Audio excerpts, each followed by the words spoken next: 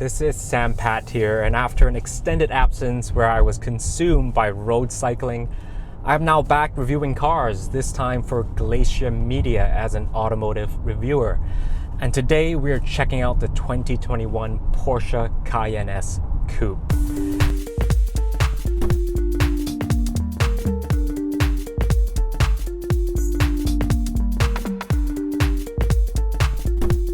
Now, sometime back in 2008, BMW started this curious practice of taking a regular X5, making the roof slope down instead of being a hatchback, turned it into a fastback and called it an X6. This was the very first SUV coupe. It is curious because in doing so, they took away the center rear seat, turned it into a 2+2 seater. It lost headroom, it lost cargo space, and they charged people more money for it. It seems to have worked. It caught on. Audi and Mercedes did the exact same thing, and it took a while, but Porsche eventually succumbed, and they did it in 2020 with the Cayenne and Cayenne Coupe updates. The model I'm driving is a Cayenne S Coupe. It's got about a 434 horsepower engine instead of a 344 in the base model. I think it is necessary. It is over 2,000 kilograms, about 4,500 pounds. Now, going from a Cayenne to a coupe, you do pay about 7,500 Canadian more like for like, and you do lose cargo space, you lose some headroom, and you lose the center rear seat. You can add it back thanks to a no-cost option. So bringing that back to a 5-seater in this car, thankfully, does have that option. It's also got a 7,500 Canadian Premium Package Plus, and unfortunately I would say that's mandatory as well. It comes with a Porsche dynamic lighting system, which is a swivel lighting, LED matrix headlights, comes with a 14-way power seats with memory feature, 3 memory toggles. You also get 4-zone climate control for both the front and rear passengers, including rear seat heating, customizable ambient lighting for the interior, Bose upgraded surround sound audio system, and the lane change assist, which is advanced blind spot monitoring. Oh, this one's important. So we've been experiencing one of the hottest heat waves in Canada, in Vancouver, BC this past week. And it's got front ventilated seating. Oh, thank God. They are so good on a hot day. Great AC, of course. And one of the differences between the Cayenne and the Cayenne Coupe is that you get this glass roof. It is dark from the outside and gives a really nice view of the world and gives a very nice greenhouse with lots of ambient light. As a rear passenger, even as a driver, I appreciate it all the time. The downside is that it does not open, but I think I can live with that. So one of the things I love most about the Cayenne Coupe, and of course a regular Cayenne as well, is the updated interior. It is just fantastic. Build quality is superb. Materials and textures are fantastic throughout.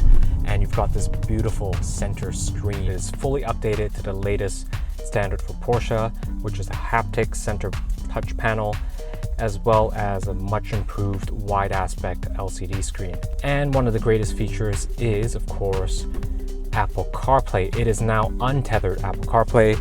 Your phone can be connected by Bluetooth. You no longer have to tether it with a USB cable. So there's multiple ways to change your drive mode. You can change it from this screen here, going through Sport to Sport Plus, or you can use your mode dial on the steering wheel, which is my preferred method, especially while moving. There's also individual setting that you can change exhaust and spoiler position up or down. Climate screen gives you a very nice visual interface of where you want your fans to blow, and it also conveniently controls the rear climate control. So one of the options that comes with the Premium Plus package is that you have control over your ambient lighting. You can choose from a number of preset colors. When you scroll down to the Assist menu, you can click on the Park Assist, and I find this is quite an excellent system. You can actually see the indicators showing exactly how close you are to stationary or moving objects. So you get audio, you get visual, and you also have very clear bars that move in relation to things that are close to you. There are a couple of other ways you can customize it. For example, you can change the field of view or various cameras. It is a very nice mix of the modern and the traditional. The center tachometer is analog. It's flanked on either side by beautiful high contrast screens. And even though this vehicle has comfort access, which is part of the Premium Plus package, meaning it's proximity key. You don't need to take out your key to put in the ignition. Most manufacturers will put an engine start-stop button somewhere in the interior. Porsche, being the traditionalist and the quirky manufacturer that they are, you still have a dummy ignition to the left of the steering column, and you have to twist to start. Other things that I like are these handles that hark back to the original OG Cayenne, these OMG center stack handles, which I suppose are great when you're off-roading. But let's face it, you don't buy this Cayenne really for off-roading. This is mostly a performance on-road asphalt SUV. Now, to really experience what the Cayenne S Coupe has to offer dynamically, we have to flip it from standard into Sport Plus mode, flip the gear lever into manual, shift ourselves, and find ourselves a nice twisty road. Dampers are on the firmest setting, and you do feel it as soon as you hit the first bump. You feel resonance throughout the chassis when you hit an undulation or a sharp impact. And part of it has to do with these 21-inch wheels and tires. They look fantastic, but I can't help but think it does hurt the vehicle's dynamics a little bit. The ride handling compromise, especially over sharper impacts. I'm just gonna gear down and you can do a little sound check for you.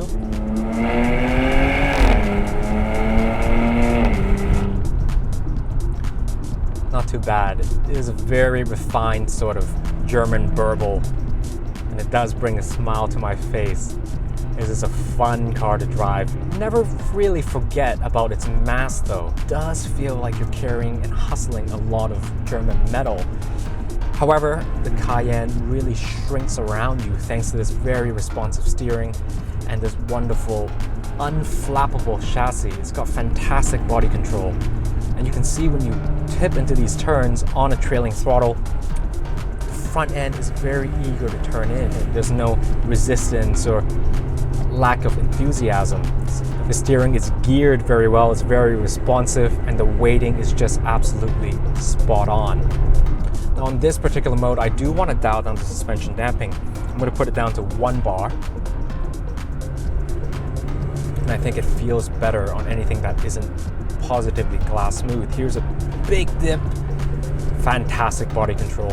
This actually reminds me a lot of kind of a rally car, and there's a real sense of neutrality to the chassis. You can even see it visually by how little power goes to the front axle and how much is going to the rear axle. And when I lift off on a trailing throttle, the front end just tucks in very eagerly, very nicely. And this is what we talk about when we say a chassis is well balanced. This truck feels extremely well balanced. Okay, now we're approaching a tight left-hand hairpin here. Off the throttle, 4th gear, 3rd gear, into 2nd. Feel it blip, tilt it in, and you can feel the front end eagerly turning in. There is a lot of mass here, but back on the throttle, just a tremendous corner exit. It is so well balanced. It's so easy to steer on the throttle, especially from mid-corner onward, and giving you a little bit of that slip angle as you exit. Feels very enthusiastic. This is a very engaging, interactive driving experience. Now, one thing I will criticize is that this gearbox just isn't quite as clean and snappy as the one in the Macan. The one in the Macan, the cheaper sibling, smaller SUV, but it has the PDK. The PDK is a dual clutch automatic. It shifts much cleaner, especially in the downshifts. This one is a traditional slush box. You do have paddles, you can shift manually, but listen, you can even see it in the revs. The tachometer just doesn't snap to the next RPM range quite as cleanly. It's very good still, and if not for the presence of the Macan's PDK, I would never make mention of it. But if you were to drive the two back and forth, I think dynamically that is a one advantage the Macan still holds over the Cayenne. Now, would I pick a Macan over a Cayenne from a pure driving and living with it experience kind of point of view? I think I'd still pick the Cayenne. The rear seats and rear cargo are much more usable. Even when it's dulled by the fact that this is a coupe, I think the Macan's rear seats are nigh on unusable for adults, let alone people who have families. So who is this Cayenne S Coupe for? Well, it's definitely for the Porsche enthusiast looking for an SUV. If you already have a 911 or want an everyday Porsche to replace your 911, which has greater ground clearance, better cargo space, can take your entire family and all your stuff and toys and groceries aboard, and still give you that very sweet Porsche driving experience, especially with the sport exhaust, the sport dial, the way the steering feels, the way the chassis handles, and the body control, the way the front and rear axles play with each other like the very best sports sedans. I think this package is really hard to beat. Now, where it's difficult to justify is if you're looking strictly for value in a kind of mid-sized SUV price class. I think the Audi Q7, the Audi SQ8, especially the SQ8 because it is also an SUV coupe, I think presents a better value because Audi doesn't have as much of a la carte approach to options. You buy a package, it comes with just about everything you need. You don't get dinged on simple stuff like the comfort access. I really do not think that an over 100K Porsche SUV should make you pay for proximity key. I think there's something inherently quite wrong about that when Hondas get it as standard. That said, every Porsche you order from scratch is very personal. The long list of options also gives you a long list of personalization to make the vehicle feel distinctly yours. And that's a big part of the appeal of Porsche. It is not a cookie cutter vehicle. The low volume, low production, and right from Porsche's mouth, they say that they always try to make one less vehicle than their customers demand. So what you do get from that is even though you do pay more, they hold value much better. So this vehicle, with the way it's optioned out, I think is a good resale spec. It doesn't have anything too outrageous, like the lightweight sport package for 15,000 Canadian, which only nets you something like a 50 kilogram weight savings over 2,000 kilogram, 4,500 pound vehicle. It is absurd, and I think that presents terrible weight savings value.